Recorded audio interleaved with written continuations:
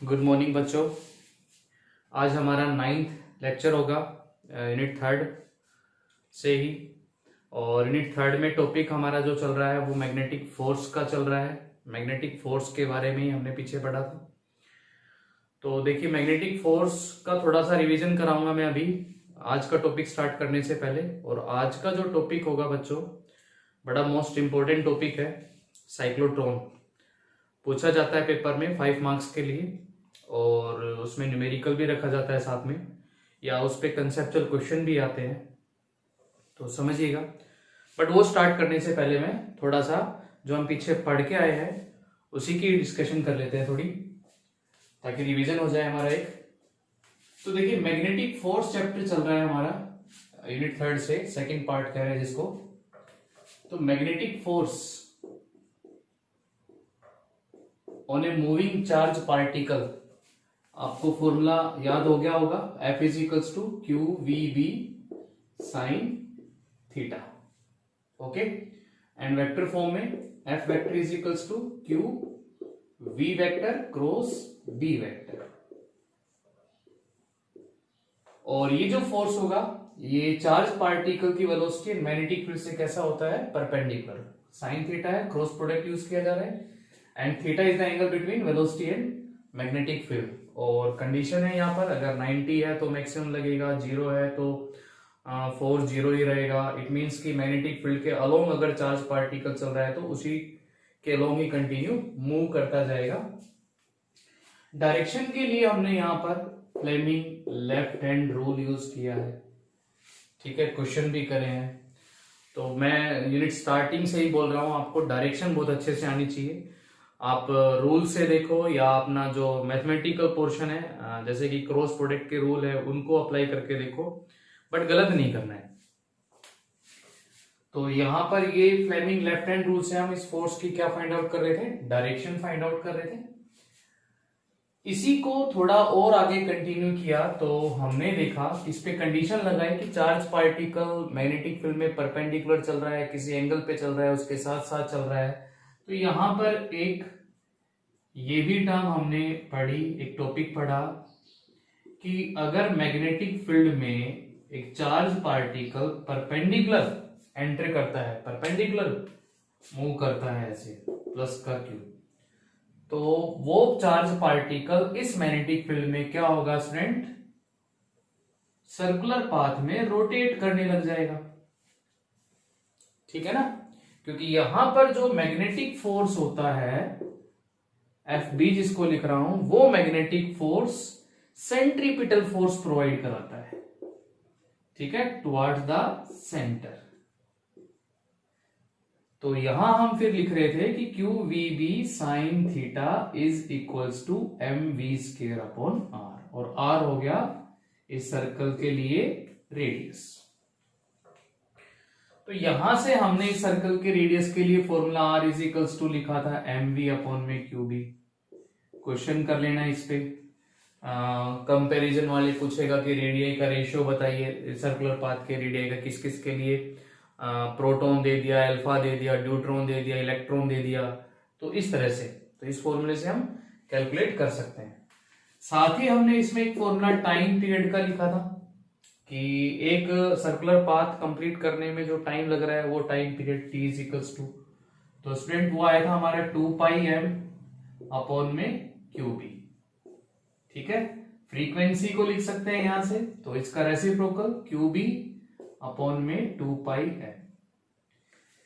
यहां हमने एक पॉइंट नोट करके लिखा था कि time period and frequency does not depend on radius and velocity. अब इसका यूज होगा जो हम टॉपिक आज पढ़े।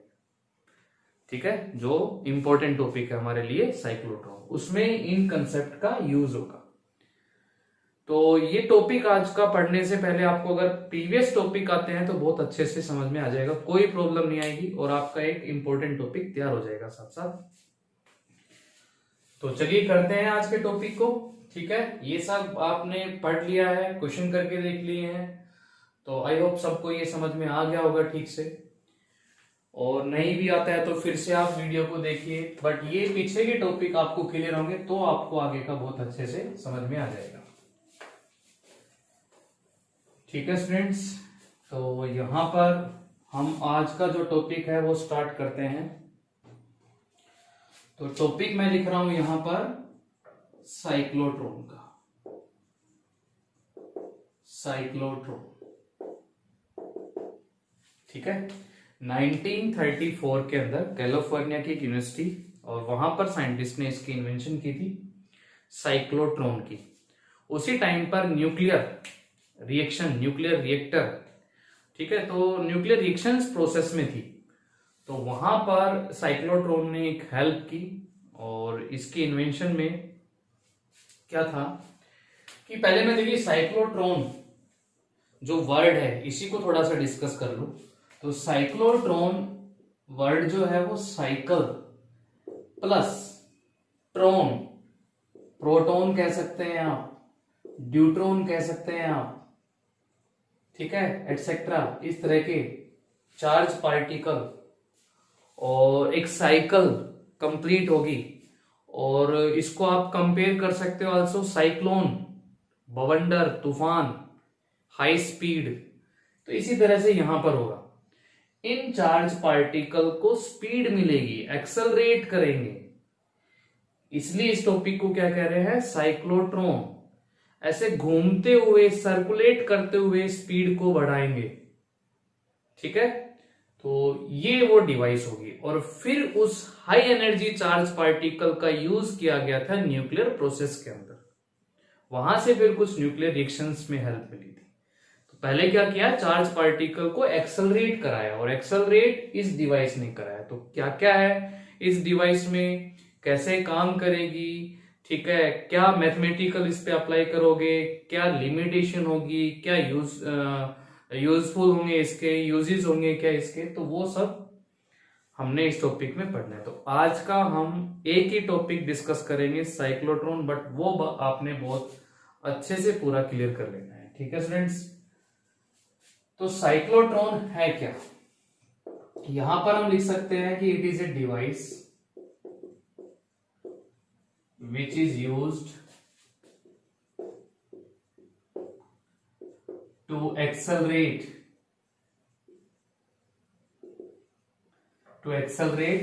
the charge particle,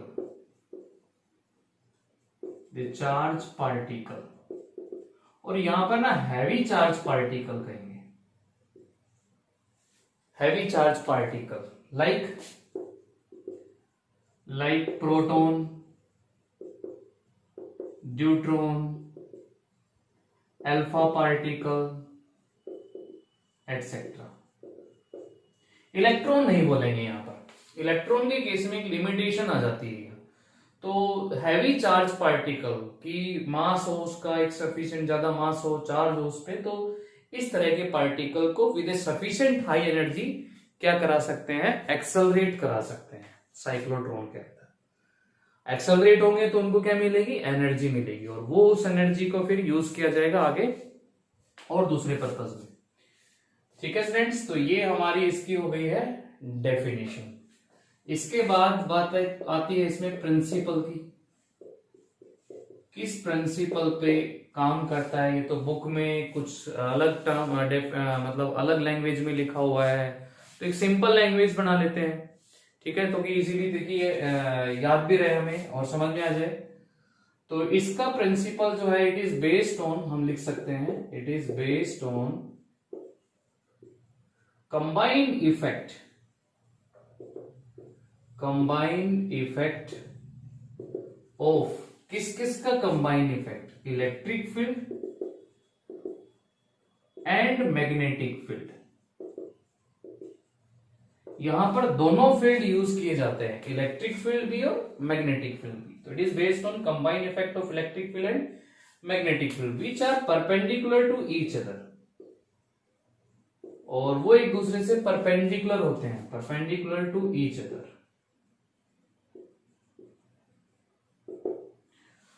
और इसमें इलेक्ट्रिक फील्ड का क्या काम होता है, तो उसकी बात करें हम। Electric field helps to accelerate the charge particle ठीक है। इलेक्ट्रिक फील्ड चार्ज पार्टिकल को एक्सेलरेट कराने में हेल्प करता है, और जबकि मैग्नेटिक फील्ड क्या करेगा, मैग्नेटिक फील्ड उस चार्ज पार्टिकल को सर्कुलर पाथ में रोटेट कराने में हेल्प करेगा। तो magnetic field help to circulate या to move the charge particle in circular path.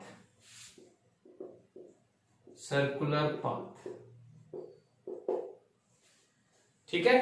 तो यहां पर हम ये कह सकते हैं कि ये दोनों इलेक्ट्रिक फील्ड और मैग्नेटिक फील्ड एक दूसरे से परपेंडिकुलर होंगे, और एक्सेलरेट कराने का काम किसका होगा, इलेक्ट्रिक फील्ड का, स्पीड बढ़ाने का काम, और घुमाने का काम किसका होगा, मैग्नेटिक फील्ड का। यहां पर तो डेफिनेशन प्रिंसिपल आया समझ में। पॉजिटिव चार्ज पार्टिकल या एक हैवी चार्ज पार्टिकल को क्या कराएगा, ये एक्सेलरेट कराएगा विद सफिशिएंट हाई एनर्जी, ये साइक्लोट्रॉन में। तो अब हम इसकी कंस्ट्रक्शन, इसकी वर्किंग एंड थ्योरी की बात करेंगे, क्या क्या मैथमेटिक्स होगा इस पे वो डिस्कशन करेंगे। तो उसके लिए आप ये दोनों पॉइंट पहले नोट कर लेंगे, फिर हम इसके नेक्स्ट पॉइंट पे। तो टॉपिक हमारा साइक्लोट्रॉन, जो कि मोस्ट इंपोर्टेंट टॉपिक, कंसेप्चुअल होंगे, क्वेश्चंस होंगे इसके ऊपर, और इसकी थ्योरी समझ में आनी चाहिए। ठीक है, आगे देखिए पॉइंट पे चले इसमें। तो थर्ड पॉइंट पे हम इसकी कंस्ट्रक्शन को रख सकते हैं। कंस्ट्रक्शन इसकी किस तरह से होगी, तो कंस्ट्रक्शन में स्टूडेंट्स यहां पर पहले तो मैग्नेटिक फील्ड दिखा रहा हूं मैं यहां, नॉर्थ टू साउथ क्या हो गया, मैग्नेटिक फील्ड। ये नॉर्थ टू साउथ हमने दिखा दिया इसमें मैग्नेटिक फील्ड को। अब इसमें यहां पर दो होलो मेटेलिक डी शेप के दो मेटल कंडक्टर रखे जाते हैं इनसाइड से होलो। तो उसके लिए हम ये दिखाएंगे, और इनके फेस एक दूसरे से अपोजिट पैरेलल रखे होंगे।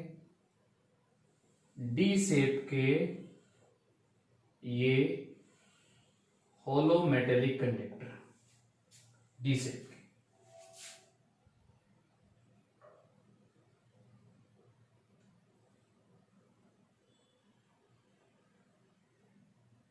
ठीक है,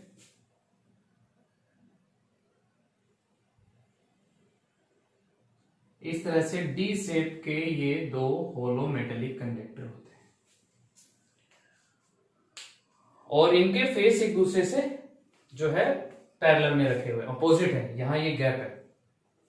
थोड़ा सा मैं बात करूं तो आप इसको समझिएगा थोड़ा 3 डायमेंशन में, कि डी शेप हो गया ये, और यहां से ये दिखा सकते हैं। ठीक है,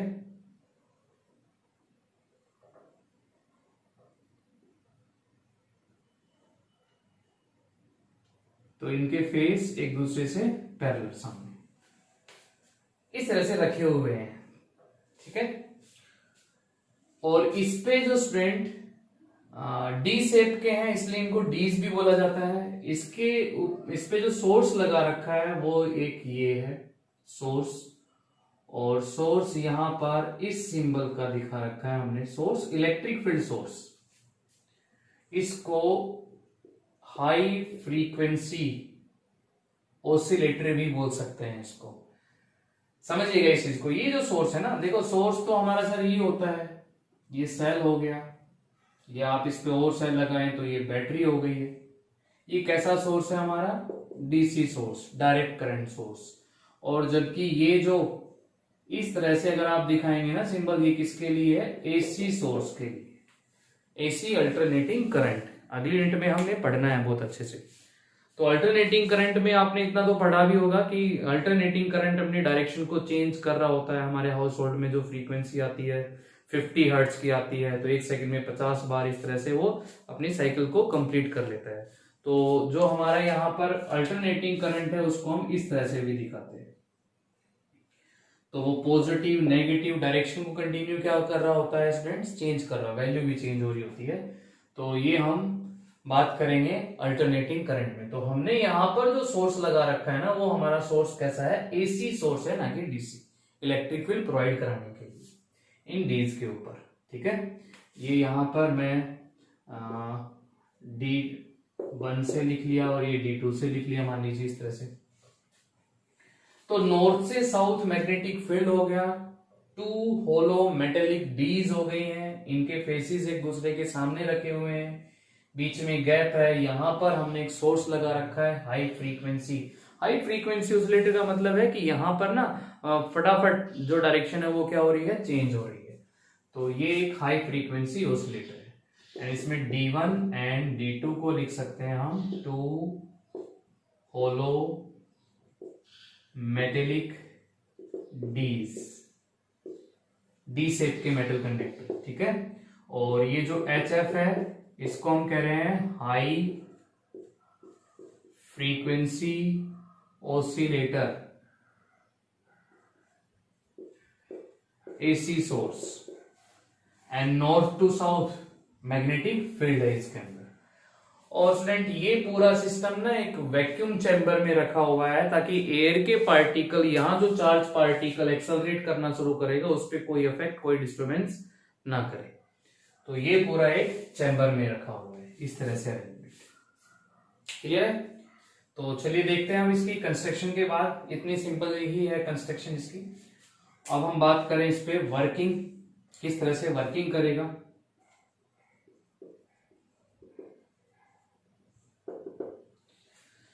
सबसे पहले तो यहां पर एक पॉजिटिव चार्ज गैप में ये रखा मैंने, ठीक है, लाइक प्रोटॉन ही रखा।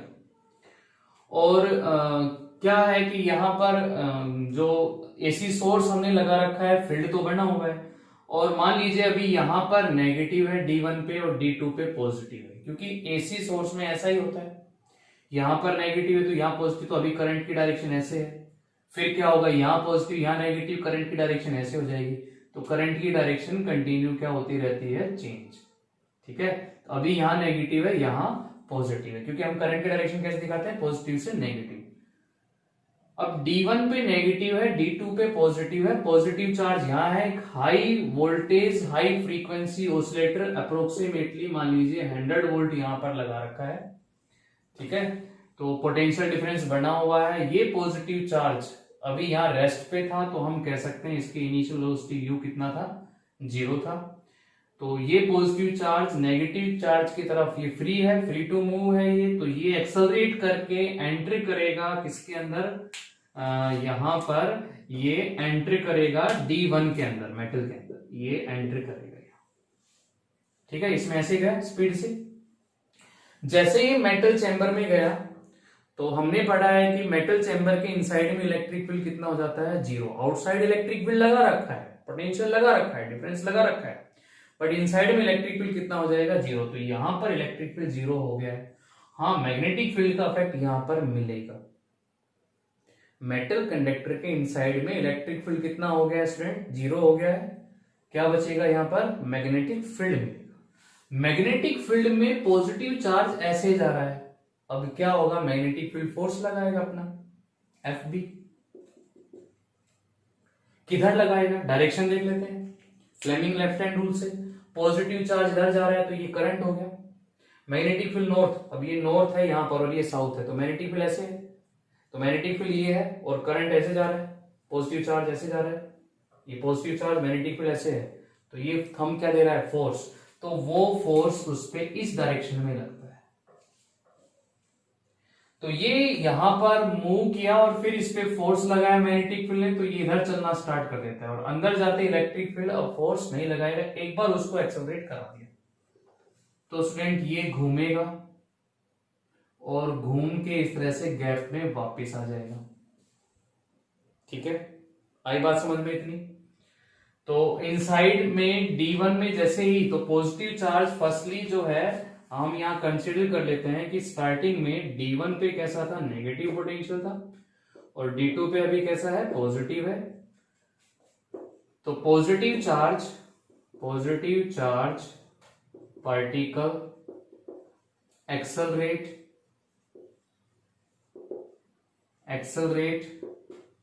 टुवर्ड्स D1, ठीक है। और D1 में हम लिखेंगे inside the D1 electric field is 0। Electric field कैसा है? 0। And due to magnetic field charge particle starts to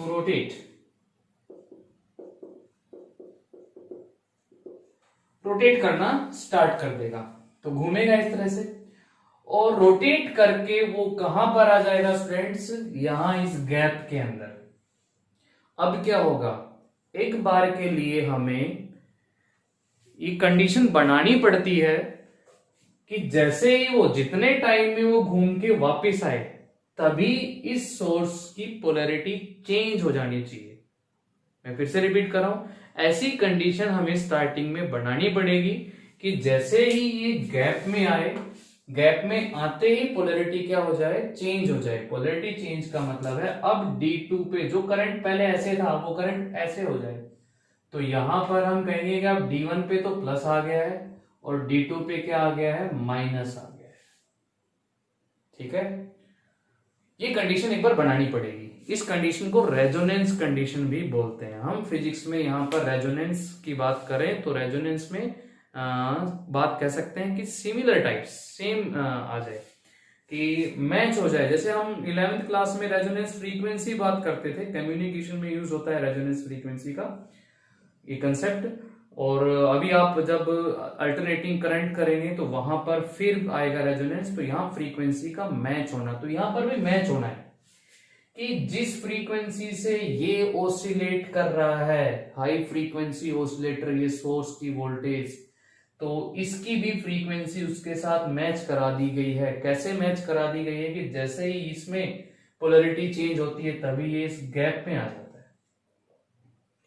अब ये चीज तो कैसे पता चलेगी? ये जो सोर्स है इसको इनपुट कहां से मिल रही है? फिर जैसे कि हम डायनामो पढ़ते हैं, एसी डायनामो, तो कितनी साइकिल कंप्लीट कर रहा है एक सेकंड में, कितनी रोटेशन, उतनी फ्रीक्वेंसी निकालता है, फिर उससे इसको मैच कराना पड़ता है, ठीक है। तो अभी मैं क्या बता रहा हूं आपको, ये ध्यान में रखो कि रेजोनेंस कंडीशन एक बार बनानी पड़ेगी कि जैसे यहां पोलैरिटी चेंज हो ये गैप में आ जाए। अब गैप में आ गया ये, यहां अब क्या आ गया? नेगेटिव। देखिए इसके पास अब क्या स्पीड थी शुरू में कितना था? U 0, लेकिन अब घूम के गैप में आ गया तो अब U 0 नहीं है। अब ये फिर से फोर्स लगाएगा फील्ड इस पे, फिर से एक्सेलरेट कराएगा इसको। बट अब भाई मान लो यहां पर U 0 थी और इसकी अब जो फाइनल वेलोसिटी है ना V, वो मान लीजिए 5 मीटर पर सेकेंड है। अब वो 5 किसका काम करेगी? U का, ठीक है। और फिर से वो फोर्स उतना ही लगाएगा तो उतने ही टाइम में वो फिर एक्सेलरेट हो जाएगा तो 5 और बढ़ जाएगी। तो अब 5 + 5 कितनी हो गई है? 10 स्पीड हो गई है स्टूडेंट। तो ये अब एक स्पीड से 10 मीटर पर सेकंड की स्पीड से फिर से इसमें क्या कर जाएगा? D2 के अंदर एंटर कर जाएगा। एंटर करते ही फिर से इलेक्ट्रिक फील्ड कितना होगा? 0 होगा। फिर ये कैसे चल रहा है मैग्नेटिक फील्ड में? ये मैग्नेटिक फील्ड रहा और ये ऐसे चल रहा है परपेंडिकुलर। मैग्नेटिक फील्ड फिर से क्या कराएगा इसको? रोटेट। तो ये फिर से सर्कुलर पाथ में चलेगा, फिर गैप में आएगा। अब इसकी स्पीड कितनी है? 10, फिर फोर्स लग रहा है, उतने टाइम में फिर एक्सेलरेट करेगा, फिर बढ़ेगी स्पीड तो फिर यहां स्पीड से आगे जाएगा। तो इस तरह से वो चार्ज पार्टिकल एक्सेलरेट इस तरह से वो एक्सेलरेट करने लग गया, ठीक है ना। इस तरह से वो एक्सेलरेट कर रहा है। अब लगातार स्पीड को बढ़ा रहा है, बढ़ाता जा रहा है और एक सफिशिएंट एनर्जी, सफिशिएंट स्पीड उसने गेन कर ली है। अब उसको यूज में लेना है तो इसको इस चैम्बर से बाहर निकालना पड़ेगा। बाहर निकालने के लिए यहां पर एक विंडो भी दिखाई जाती है जहां से वो बाहर आएगा, एग्जिट करेगा। अब बाहर कैसे निकालने इसको? ऐसा तो है नहीं कि इसको पकड़ के खींच लिया बाहर आ गया, ठीक है। यहां पर भी हमें क्या करना पड़ेगा? कुछ पोटेंशियल, कुछ फील्ड लगाना पड़ेगा। किस तरह से लगाना पड़ेगा कि जैसे मान लीजिए इसमें पॉजिटिव था तो ऐसे भी दिखा सकते हैं, यहां भी एक पॉजिटिव, यहां भी एक पॉजिटिव। या ये पॉजिटिव है तो यहां पर एक हाई नेगेटिव लगा सकते हैं, हाई नेगेटिव, ताकि ये पॉजिटिव किसकी तरफ आ जाए, अब इस हाई नेगेटिव की तरफ, उस वोल्टेज से भी हाई नेगेटिव। तो यहां से एक हाई नेगेटिव पोटेंशियल अप्लाई करके इस पे इस पॉजिटिव चार्ज को बाहर निकाल लिया जाएगा, जिसके पास की एक हाई एनर्जी थी, और उसको टारगेट पे डाल दिया जाएगा। जो भी आपने न्यूक्लियर रिएक्शन करानी है, जिस भी पर्पस के लिए इसको हाई एनर्जी चार्ज पार्टिकल को यूज करना है। ठीक है, आई मेरी बात समझ में? इस तरह से वर्किंग, ये प्रोसेस रिपीट होती रहेगी, स्पीड वो गेन करता रहेगा, मैक्सिमम स्पीड उसके पास आ गई, एक सफिशिएंट स्पीड उसके पास आ गई, तो उसको हम बाहर एग्जिट करा सकते हैं और टारगेट पे डाल सकते हैं। तो देखिए यहां एक्सेलरेट कराने का काम किसने किया, स्पीड बढ़ाने का काम किसने किया, इलेक्ट्रिक फील्ड ने, और घुमाने का काम किसने किया, मैग्नेटिक फील्ड ने। तो वर्किंग में आप यही सब लिख सकते हैं कि positive charge particle accelerate towards first D1 के through, inside the D1 electric field 0 था, and due to magnetic field charge particle start to rotate. ठीक है, और जैसे ही वो गैप में लाई करता है, if charge particle come in gap, तो then polarity of source is reverse, तो पोलैरिटी जो है वो रिवर्स होगी, मतलब कि अब D2 पे क्या आ जाएगा हमारा, नेगेटिव, और D1 पे क्या आ जाएगा हमारा, positive. And charge particle again accelerate but towards D2 की तरफ एक्सेलरेट करेगा, and inside D2 electric field is 0, so due to magnetic field the charge particle again rotate, और ये प्रोसेस कंटिन्यू चलती जाएगी, और चार्ज पार्टिकल क्या गेन करता जाएगा, एक सफिशिएंट एनर्जी। ठीक है, ये आप इस तरह से वर्किंग में लिख सकते हैं। ये कंस्ट्रक्शन हो गई है। ये W जो दिखाया मैंने, इसके लिए एक विंडो है, यहां पर हम एक क्या लगाते हैं, हाई नेगेटिव, ताकि इस पॉजिटिव को वो बाहर निकाल सके। तो स्टूडेंट ये साइक्लोट्रॉन की वर्किंग है, अभी इसमें और डिस्कशन करेंगे थोड़ा। देखिए थ्योरी पे चलते हैं, मैथमेटिकल पे चलते हैं। तो आगे देखिए इसमें और क्या लिख सकते हैं, वर्किंग आप लिख लेंगे इसी तरह से अपनी।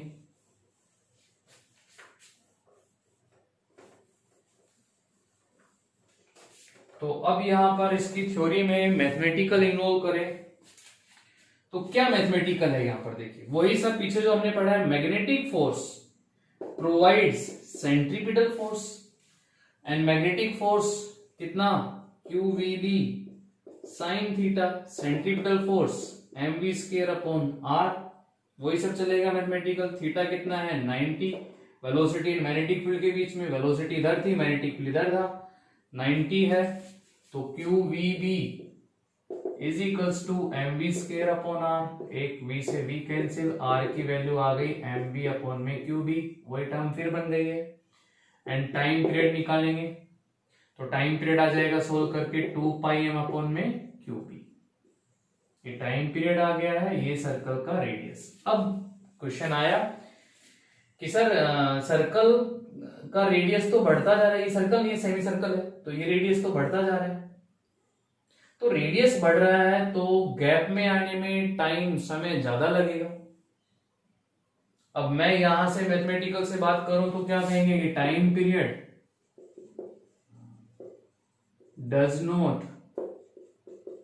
Depends on radius and velocity of circulating charge particle.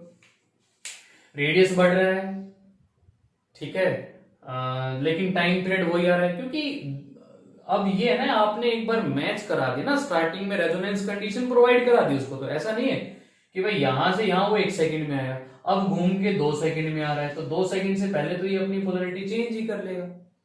समझ पा रहे हो मेरी बात को?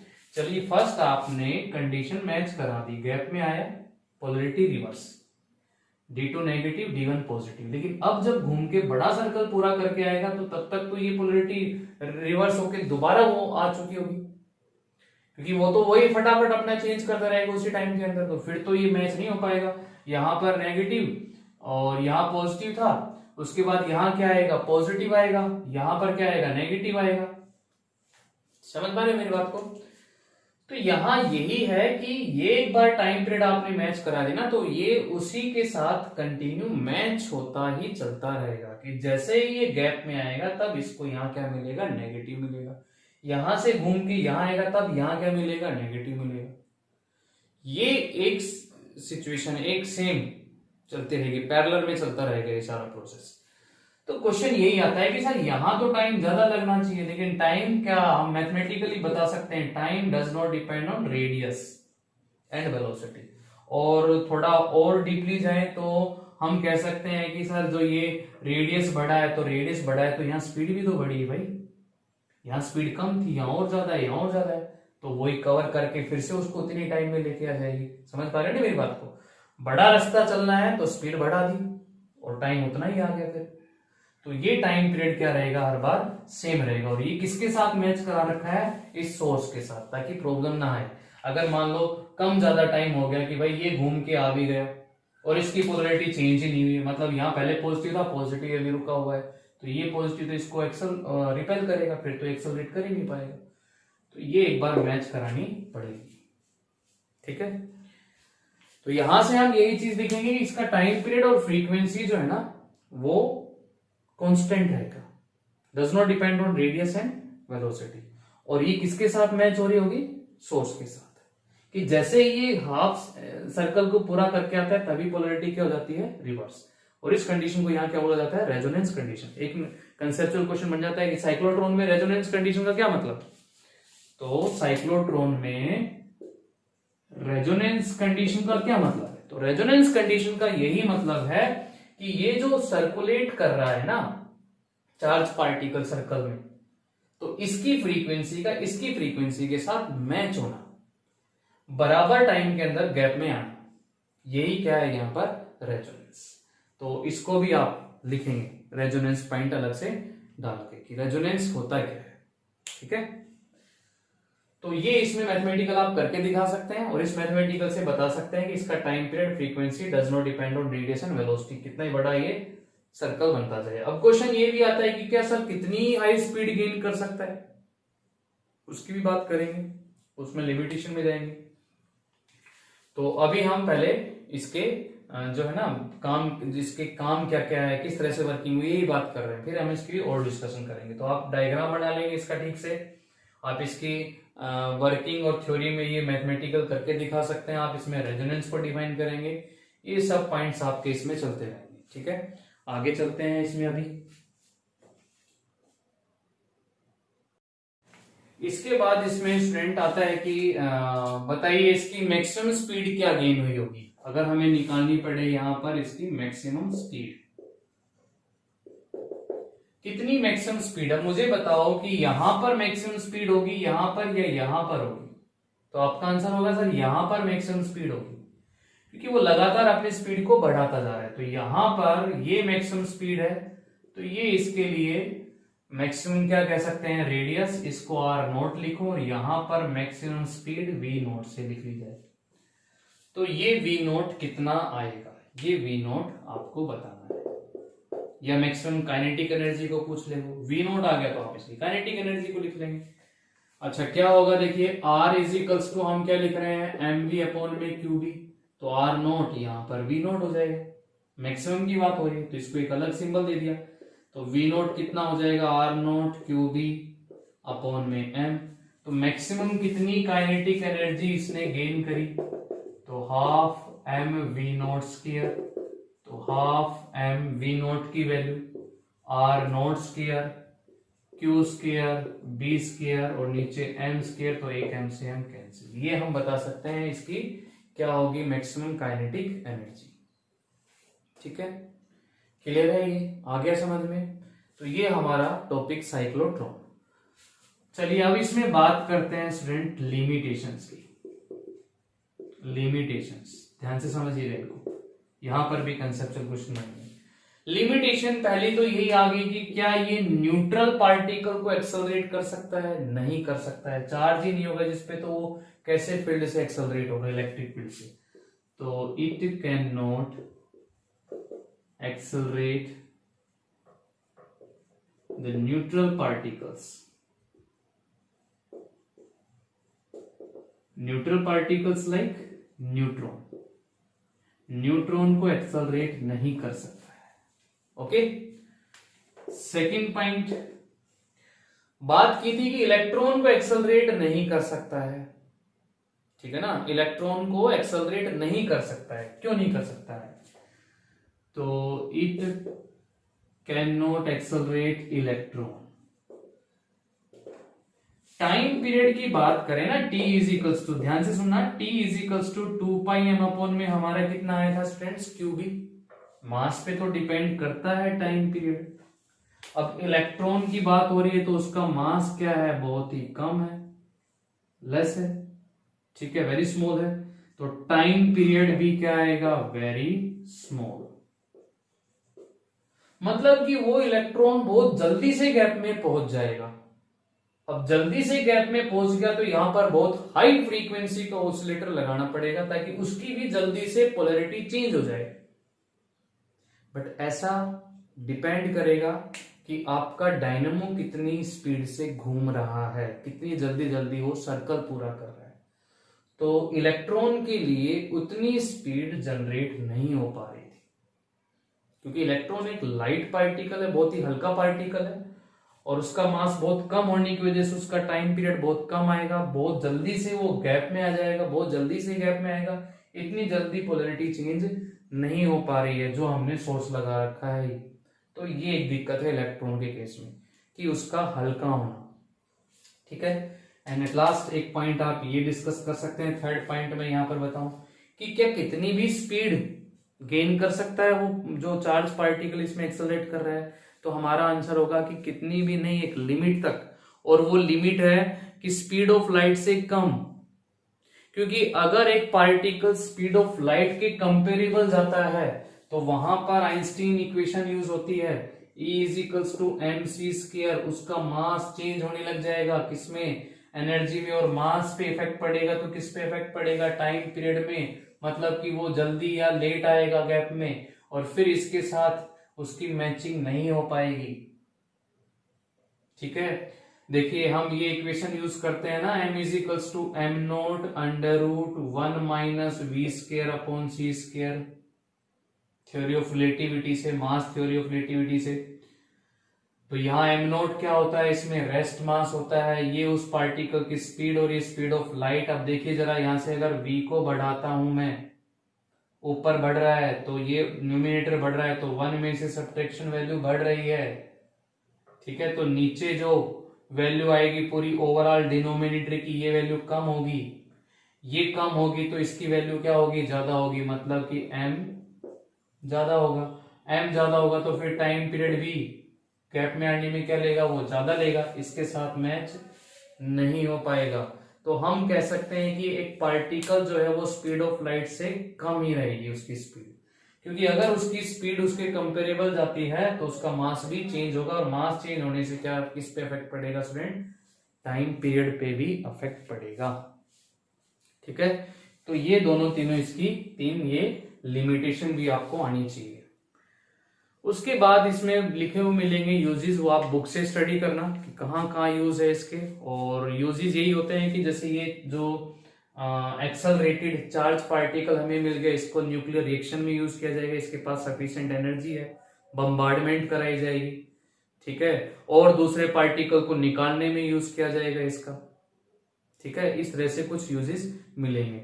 न्यूक्लियर रिएक्शन में आइसोटोप बनाने के लिए यूज किया जाता है इसका, तो वो यूजेस आप इसमें बुक से भी स्टडी कर सकते हैं। तो ये हमारा एक टॉपिक आज साइक्लोट्रॉन था, और मैथमेटिकल इसमें कोई नया नहीं आया, वो जो पीछे हमने मैग्नेटिक फोर्स की टर्म पढ़ी है वही है, और ये डिवाइस आपको आनी चाहिए कि किस तरह से ये वर्किंग करती है। तो डेफिनेशन इसका, प्रिंसिपल, कंस्ट्रक्शन में आप लेबलिंग करेंगे, पार्ट्स के नाम लिखेंगे, उसके बाद वर्किंग एंड थ्योरी इसकी, जो मैथमेटिक्स है वो मैथमेटिक्स, और लिमिटेशन। अब इसको पॉइंट बना के पूछा जाता है एक दो कि लिमिटेशन क्या है, कि भाई इलेक्ट्रॉन क्यों नहीं एक्सेलरेट कर सकता, रेजोनेंस क्या है इसके अंदर, क्या कोई पार्टिकल कितनी स्पीड से चल सकता है इसमें। तो इस तरह के बहुत सारे क्वेश्चन अराइज हो सकते हैं, और वो आप बता सकते हैं जब आपको टॉपिक ठीक से आया हो। ओके, एक बार ड्रा करना डायग्राम को, एक बार लिख के प्रैक्टिस करना। तो एक इंपॉर्टेंट टॉपिक हमारा ये हुआ है आज, इसके न्यूमेरिकल जो पीछे न्यूमेरिकल्स थे उसी तरह के न्यूमेरिकल्स हैं, बुक से करेंगे, मैं आपके पास भेज दूंगा वो असाइनमेंट। उसके बाद हम अगले टॉपिक पे चलेंगे, वो हमारा अगले लेक्चर में होगा। ओके।